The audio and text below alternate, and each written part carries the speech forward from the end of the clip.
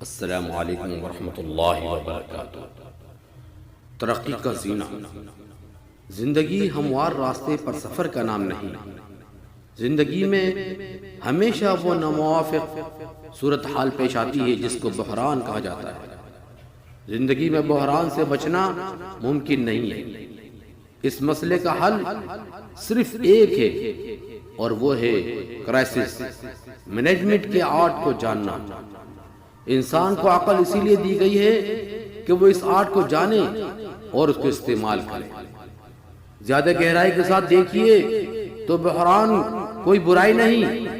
بحران ہر آدمی کے لیے مفید تجربہ ہے۔ ہر بحران آدمی کے لیے کامیابی کا نیا موقع کھولتا ہے۔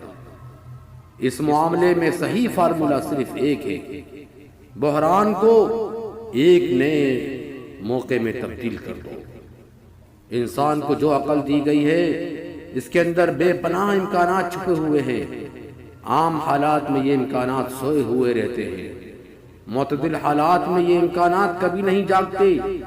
یہ فطرت کا نظام ہے کہ انسان کی زندگی میں بحران پیدا ہو تاکہ اس کا ذہن جاگے، تاکہ اس کی عملی صلاحیتیں بیدار ہو کر زیادہ بڑے بڑے کام کر سکے۔